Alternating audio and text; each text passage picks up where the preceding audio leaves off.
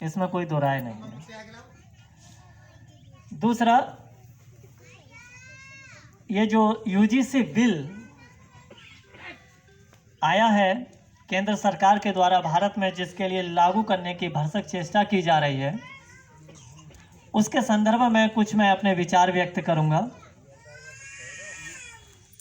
और मैं YouTube के जो हमारे दर्शक हैं, जो 3,70,000 से ऊपर ही हैं, वो लोग भी कमेंट्स करें और शेयर भी करें वीडियो जनहित में। मेरा सबसे पहले कुछ पॉइंट्स हमने लिख लिए हैं ताकि हमारे लिए ज़्यादा सोचना ना पड़े, विचारना ना पड़े। वैसे तो सब कुछ याद ही है। सबसे पहले दो मुद्दे चल रहे थे यहाँ पर। अपने उत्तर प्रदेश की बात करेंगे, उत्तर प्रदेश से बिलोंग करते हैं। एक तो ये माघ मेला में शंकराचार्य जी, अभिमिक्तेश्वरानंद जी का माघ मेला स्नान को लेकर के कुछ तकरार आपस में चलने लगी, जिसमें कुछ लोग हमारे व्यूज़ जानना चाहते हैं, विचार जानना चाहते हैं कि गुरुदेव ये बताएं कि शंकराचार्य अपनी जगह राइट है कि पुलिस प्रशासन अपनी जगह राइट है। तो यहाँ पर क्योंकि मेरी समीक्षात्मक, जब मैं समाज के अंदर बोलता हूँ, यूट्यूब पर बैठ के हम कुछ भी बोलते हैं, लेकिन समाज में जब हम बोलते हैं तो एक विश्लेषण हमारा एक निष्पक्ष होता है। तो मेरा जो एनालिसिस किया इतने दिनों में कि जो शंकराचार्य जी, अभिमिक्तेश्वरानंद जी, मैंने ऐसा सुना वहाँ पर माघ मेला में कि जो ये दिक्कत पैदा हुई, जो असुविधा पैदा हुई, जो एक विरोधाभास पैदा हुआ सनातन संस्कृति के धार्मिक पुरोधाओं के बीच में, उसका मुख्य कारण यह था, जैसा कि मीडिया के माध्यम से हम अवगत हुए हैं, कि माघ मेला में गंगा स्नान जहाँ पर हो रहा था, उससे पहले ही वाहन या कोई कितना भी बड़ा महंत हो, गुरु हो या शंकराचार्य हो, उसको पैदल ही 50 से 100 मीटर यात्रा करनी थी गंगा स्नान के लिए। तो इसमें जैसा कि मीडिया के नेशनल मीडिया के माध्यम से हमको जानकारी मिली है, शंकराचार्य जी अपनी जिद पर थे कि हम इसी पालकी पर ही जाएंगे। अगर कहीं कोई त्रुटि हो तो आप लोग बता सकते हैं, अगर जानकारी कुछ आगे की हो किसी के लिए।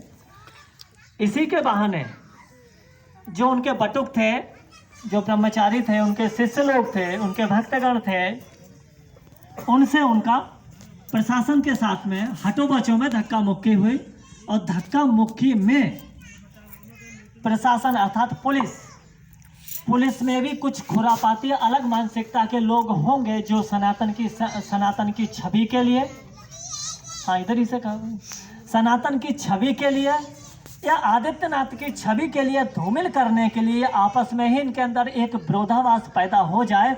तो किसी ने वहाँ ब्रह्मचारी की चुटिया पकड़ के खींच करके उसके वो भी फोटो आए हैं, वीडियो भी बन गई है। ये दो मुख्य कारण हैं। तो एक ये मजे की बात यह है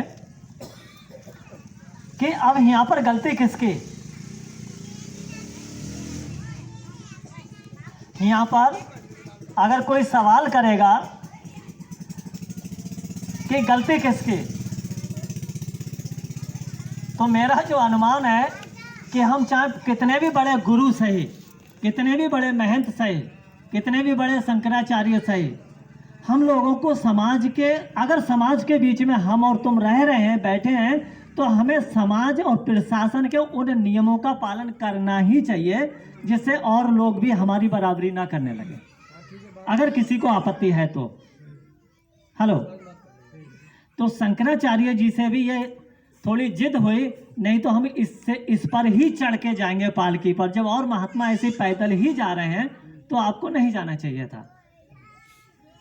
और जो भगवान के भक्त होते हैं उनको सही काम के लिए सामंजस्य, समन्वय से कार्य करना चाहिए, जिद से नहीं, जहां तक मेरा विचार है।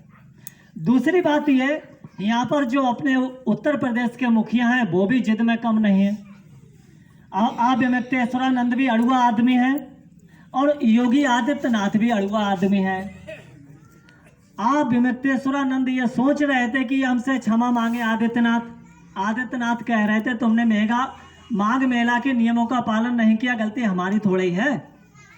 हाँ, लेकिन मैं आदित्यनाथ से यह कहना चाहूंगा, तो मैं जिस पुलिस प्रशासन ने अवमानना किया उस बटुक ब्रह्मचारी के साथ में, महात्मा जी के साथ में अभद्रता के, उन पुलिस वालों को माफी मांगना चाहिए, उनके खिलाफ दंडात्मक कार्रवाई होना चाहिए।